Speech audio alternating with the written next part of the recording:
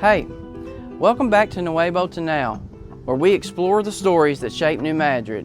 Today, we're going way back before earthquakes, back before statehood, back before America even claimed this land. Let's go see what we can find out.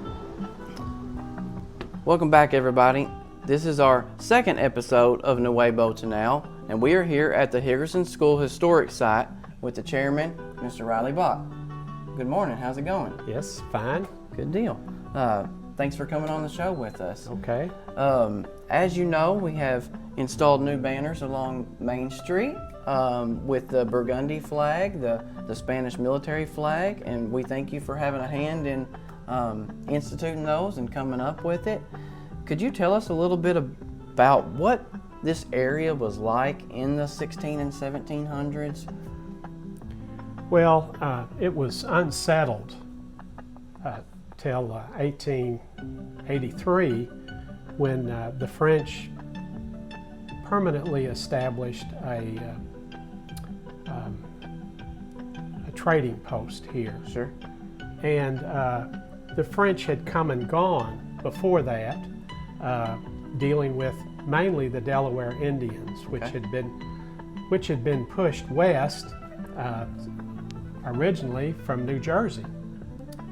And but 1783 there was a permanent settlement, and the French traders, and then in 1789 George Morgan shows up, renames the area New Madrid, and attempts the settlement with recruits from Pittsburgh, present-day Pittsburgh. Sure. Then it was Fort Pitt. Okay, interesting. Now, before the Spanish owned this area, it was owned by the French, correct? Yes. From about the 1600s or so? Yes, the French laid claim to it, essentially discovered it, and as a result of the French and Indian War, in 1763, the Spanish took control and were in control for 40 years. Okay. And it was during that time period that some of these things took place, yes, right? New Madrid, the trading post, then New Madrid was established, and settlement began in earnest. Okay. What can you tell me about Colonel George Morgan? What kind of individual was he? What inspired him to take on this adventure? Well, Morgan received a commission in the Continental Army as colonel, but he never commanded troops and never was an active part of the Army as such. He was assigned as Indian agent in Fort Pitt, basically to keep the Indians in line from joining the British in the Revolution. Interesting. Through that, he developed a very good relationship with the Delaware Indians and maintained that essentially during his life. He educated the son of a Delaware Indian in Princeton at his own expense, and raised him partially. And had a relationship with other Delaware Indians. He was very trusted and by the Delaware, and advocated on their behalf to the new government, the Americans, beyond the Revolution. The Americans were generally hostile, which caused him to eventually resign his commission at Fort Pitt and move to his home, which is now located in Princeton University. Interesting. Okay. I know a lot of this part of the state and along the river had a lot of French influence, or was even established by the French, and you can kind of even work your way down the river, like St. Louis and Florissant and St. Genevieve and Cape Girardeau and all these French, their names today are even French. What kind of, how did he get hooked up with the Spanish? And this area was more Spanish than some of those French established areas. When the Spanish took over in 1763, very few people lived in what's now the Louisiana Territory. Okay. The Spanish were interested in developing a population and thus exploiting the land. They really didn't know what was here. Okay. So the more population you got, the more development, and eventually that would produce revenue for the Spanish government. So that was their motive. Okay. So Morgan, through his connections in the Revolutionary War, especially at Fort Pitt, had a relationship with the Delaware and ultimately the Spanish, which were beyond the Mississippi. Okay. After the Revolution, he exploited that into a land deal. The Spanish promised him a very vast holding of land in the Louisiana Territory if he would help populate. Okay. And he recruited families, mostly in the Pittsburgh area, and brought them to New Madrid ultimately in 1789 to establish a population and a city. Interesting. And so would this city, was it intended to be a Spanish territory? Well, it Would was. it have been under the Spanish yes, government? it was in the Spanish government. Okay. The Spanish government controlled St. Louis, Cape Girardeau, St. Genevieve, although, as you refer, they're mostly French. Sure. And the Spanish never really had a presence, population presence, in the territory. It had a government and Spanish officials and military, Spanish military who built the El Camino Real. Sure. But they never really populated with Spanish. Okay.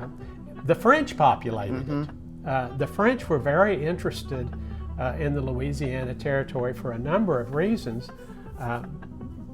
mostly fur. Especially New Madrid, there were a great harvest of fur for many years out of this area. Okay. They would trade with the Indians. They're French trappers. Ultimately, the furs ended up in Detroit. Interesting. And then were shipped to Europe. So there were fur trappers and traders right here in Yes, this area. What yes. type of furs would they have been harvesting? Bear and beaver. Okay. Bear and beaver. Muskrat, anything that was fur-bearing, but mostly bear and beaver. Interesting. You could look at the records, the French post, and especially Goa Watson, who was a French, a Scotsman, but he worked for a French trading company, and mostly bear and beaver were shipped out of here. Interesting. What about with sort of those different cultures going on, with there being some Americans that were recruited to come here, set up under the Spanish government, but there were French in the area. What type of cultures and languages would have been being spoken in this area? Mostly French. Okay. I have one account of a person in New Madrid, and mostly spoken, French was spoken on the street, 1843. 1843, So, wow, so for quite a while yeah. there was French still being spoken in New and Madrid. English settled here after the Louisiana Purchase in 1803. Sure. And Morgan brought Americans with him. Most of them went back after the deal collapsed. Sure, so let's talk a little bit about that. I guess it didn't necessarily turn out as Morgan or the Spanish government intended it to? Well, several Spanish dignitaries got wind of the deal. Okay. After it was sort of made with Morgan and between General James Wilkinson. And objections were made, and eventually it was withdrawn. Okay. So Morgan goes back to Pittsburgh, and a lot of people went with him. Interesting. And abandoned the project. Okay. And leaving New Madrid with its name. Mm-hmm. And it eventually repopulated with French from Vincennes and Illinois. Okay. And so that's where a little more of the French culture Yes, probably yes. came in. Okay. Well, finally, why don't we talk a little bit about the banner specifically? This area would have been known originally, you believe, as Nuevo Madrid, correct? That's how it would have been pronounced, or Well, was in the charter written that way? Well, Morgan called it that, Okay. Nuevo Madrid, in 1789. Okay. He renamed it Okay. because seeking favor with the Spanish, obviously.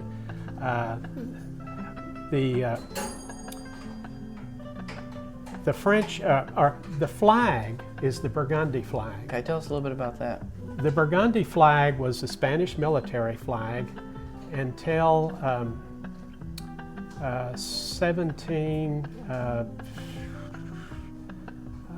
probably 1787, and you can see Florida is based upon the Burgundy flag. Their state flag? Alabama. Their state flag?